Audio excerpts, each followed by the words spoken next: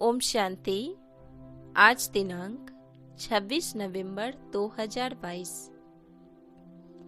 आज की मुरली का सार है, मीठे बच्चे तुम रूहानी यात्रा पे हो।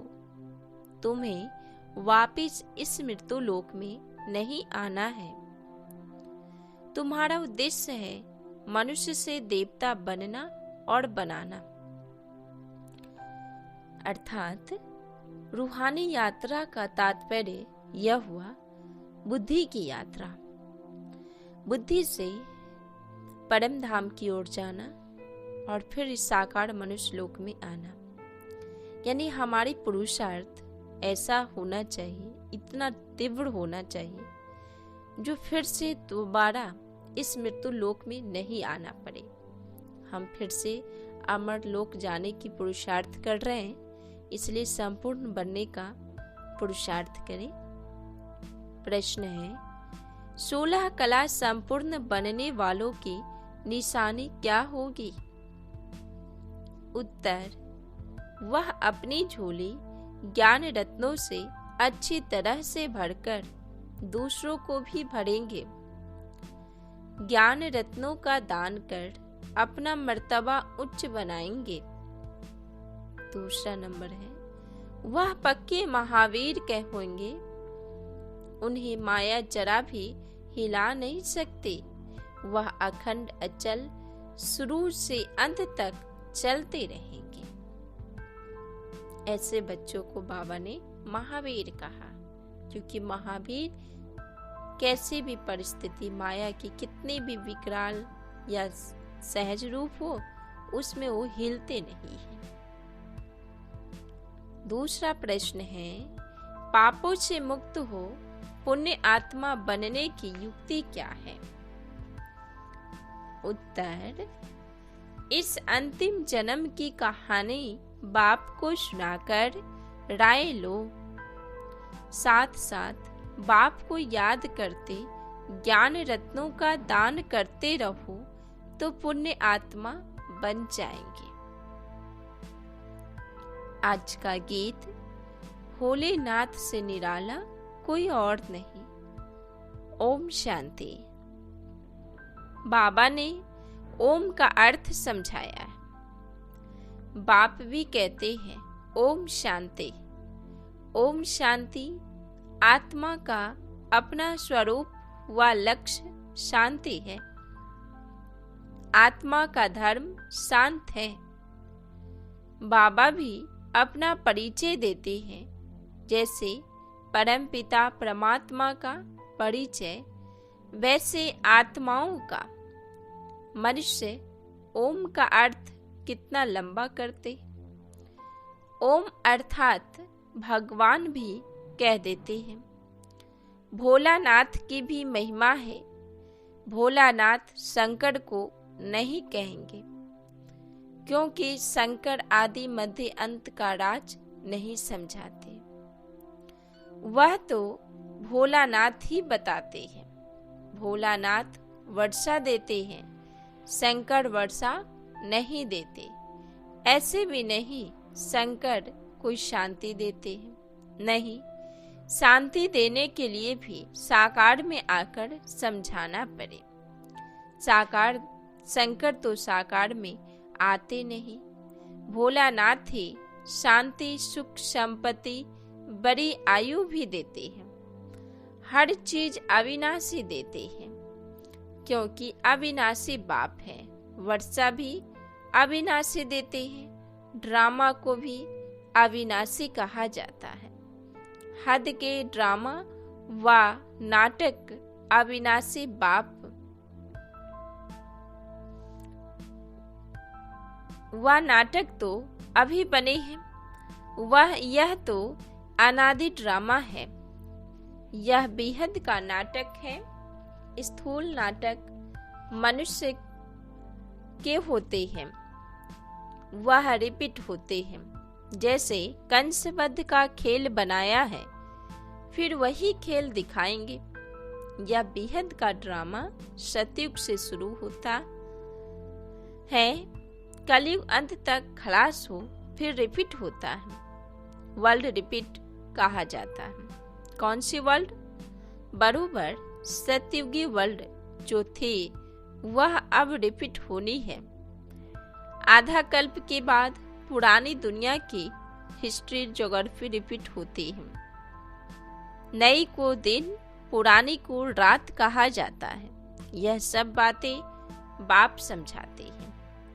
वह है ज्ञान सागर, शुरू से लेकर अंत तक ज्ञान लेना है, पढ़ना है। वह पढ़ाई 15-20 वर्ष चलती है। यह बड़ा भारी इम्तिहान है।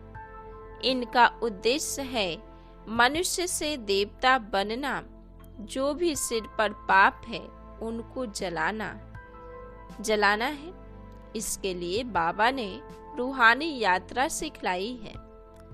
जहाँ भी वापस इस मृत्यु लोक में नहीं आना है। जिस्मानी यात्रा तो जन्म जन्मांतर बहुत की। तुम बच्चों ने आदि को भी जाना है, मध्य को भी जाना है। मनुष्य में कितनी बड़ी बड़ी बातें होती हैं। रावण राज्य शुरू होता है, भक्ति मार्ग शुरू होता है। मनुष्य भ्रष्टाचारी बनने शुरू होते हैं। संपूर्ण भ्रष्टाचारी बनने में आधा कल्प लगता है। माया का राज्य द्वापर से शुरू होता है। तो भक्ति और रावण राज्य दोनों नाम गिरने के हैं। भक्ति के बाद भगवान मिलेगा। बाप कहते हैं तुम सबसे जास्ती भक्ति करते हो, फिर ज्ञान भी तुम ही लेते हो। ज्ञान और भक्ति के संगम पर तुमको वैराग्य चाहिए। तुम सन्यास करते हो 5 विकारों का। उनको सिखलाने वाला शंकराचार्य है। उनका है हठ योग। अनेक प्रकार के योग सीखते हैं। घर बार छोड़ ब्रह्म के साथ योग रखते हैं। उनको तत्वज्ञानी, तत्वयोगी कहते हैं। ज्ञान देते भी हैं तत्व का। समझते हैं चक्र फिरना है, हमको पाठ बजाना है। यह बातें उनके आगे ऐसे हैं जैसे बंदर के आगे डमरू बजाए। अब बंदर मिसल मनुष्य को मंदिर लायक बनाने के लिए यह ज्ञान डांस करते हैं।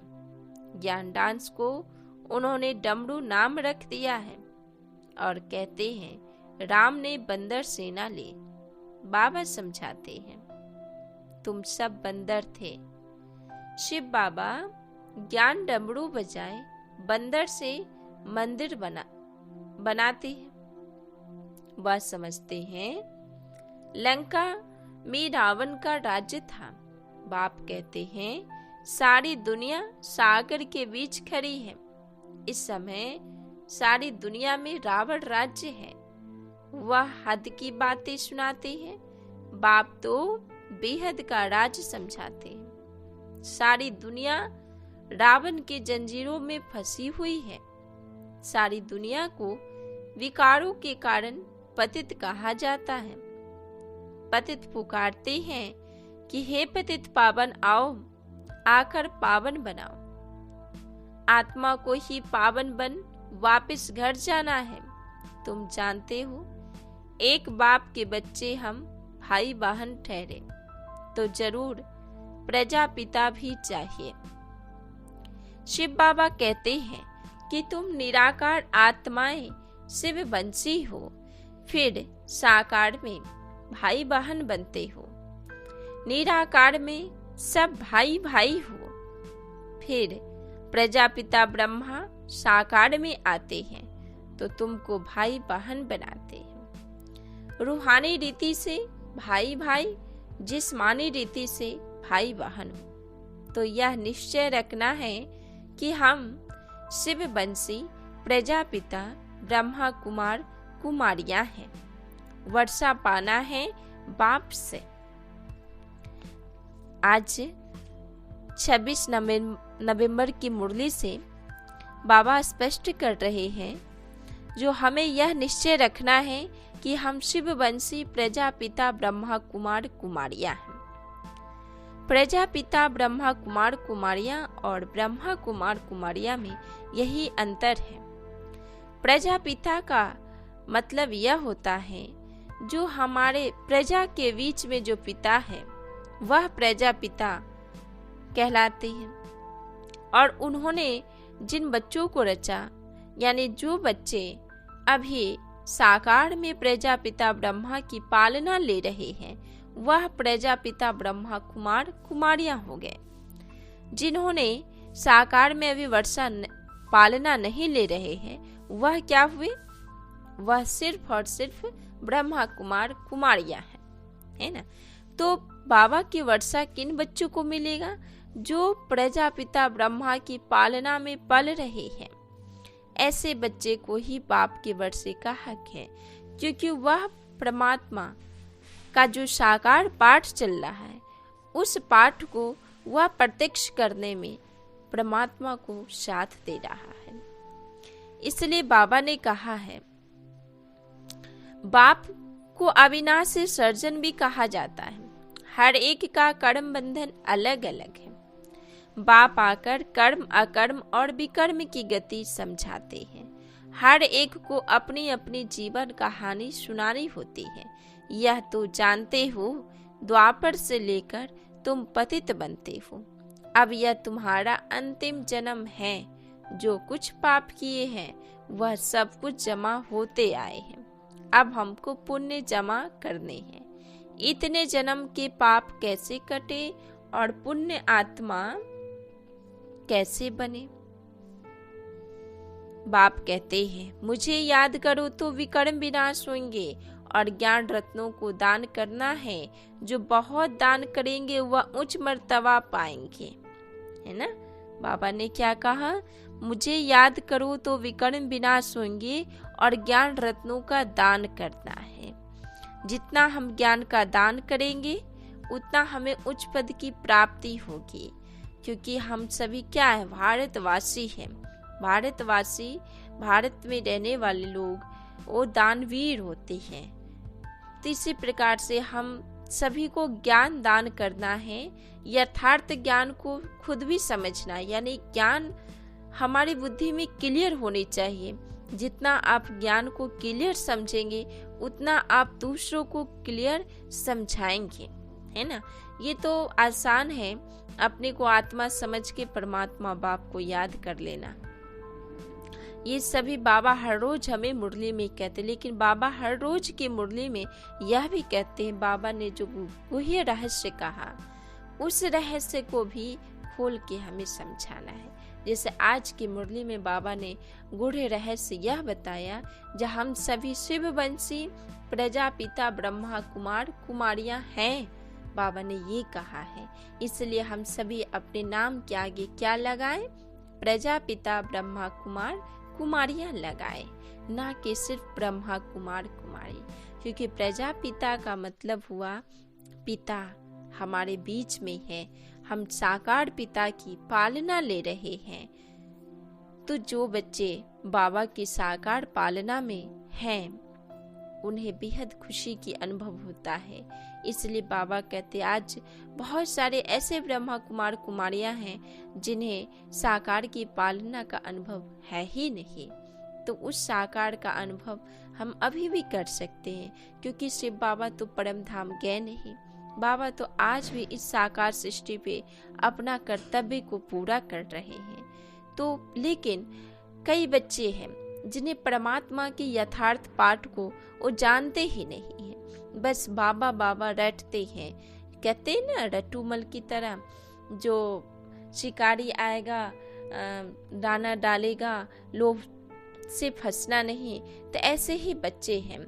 बस बाबा ने जो रटा लिया, जो हमने रट लिया, जो हमने सुन लिया, उसी बात को हम रट रहे हैं, लेकिन मुरली का यथार्थ मनन चिंतन नहीं कर पा रहे हैं। तो मक्खन कैसे मिलेगा? क्योंकि ज्ञान की मक्खन तो मुरली में ही छुपा हुआ है। इसलिए ज्ञान का मनन चिंतन करके ज्ञान को यथार्थ रूप समझे और दूसरों को भी समझाएं। अच्छा, मीठे मीठे सिक्के लदे बच्चों प्रति माता पिता बाप दादा का याद प्यार और गुड मॉर्निंग। रूहानी बाप के रूहानी बच्चों को नमस्ते, रूहानी बच्चों के रूहानी बाप दादा को नमस्ते नमस्ते नमस्ते बाबा। धारणा के लिए मुख्य सार, बाप समान मनुष्य आत्माओं को ये दान देना है। बेहद के बाप से दान लेकर दूसरों को दान देना है। महादानी जरूर बनना है। दूसरा पॉइंट है, स्वदर्शन चक्रधारी बन रावण का सिर काटना है। बेहद का बैरागी बन विकारों का संन्यास करना है। वरदान, संगम युग पर सदा प्रत्यक्ष हुआ ताजा फल खाने वाले शक्तिशाली व तंदुरुस्त भवा। संगम युग की ही विशेषता है जो एक की पदम गुना प्राप्त होती है और प्रत्यक्ष फल भी मिलता है। अभी अभी सेवा की और अभी अभी खुशी रूपी फल मिला। तो जो प्रत्यक्ष फल अर्थात ताजा फ्रूट खाने वाले हैं वह शक्तिशाली व तंदुरुस्त होते हैं। कोई कमजोरी उनके पास आ नहीं सकती। कमजोरी तब आते हैं जब अलवेले होकर कुंभकर्ण की नींद में सो जाते हो। अलर्ट रहो तो सर्व शक्तियां साथ रहेंगे और सदा तंदुरुस्त रहेंगे। स्लोगन, फॉलो एक ब्रह्मा बाप को करो, बाकी सबसे गुण ग्रहण करो। ओम शांति।